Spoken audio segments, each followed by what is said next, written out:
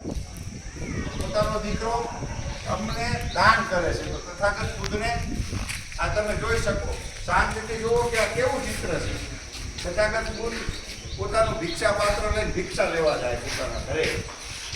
તો મહામાયા પોતાના દીકરાને આપે છે. તમે જુઓ કેવી રીતે તમારા મા બાપે અહીં જે ભંતે પથિક શ્રેષ્ઠજી સુરેન્દ્રનગર અમર બુદ્ધ રહ્યા કે એમણે ફોન કર્યા અને તમારા માતા પિતાને કીધું કે તમારા બાળકો મને 5 દિવસ આપો.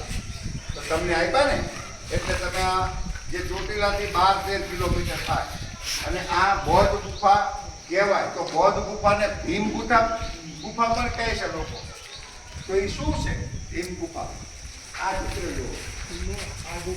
આ ચિત્ર જોયું ને, આ ગૌતમ સિદ્ધાર્થ હોય ને જ્યારે રાજાના દીકરા રાજકુમાર ત્યાં અને આ જ્યારે જે રાજાના રાજકુમાર હોય ને તો ફરતું તમે જુઓ અપસરાઓ છે. શું છે?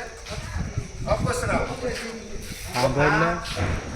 અપસરાઓને એટલા માટે સિદ્ધાર્થની પાછળ રાખવામાં આવી હતી કે સિદ્ધાર્થ સંન્યાસી નો બને, સાધુ સંત નો બની જાય અને આવા વ્યભિચારી બની જાય. એટલે શુદ્ધોધન રાજાએ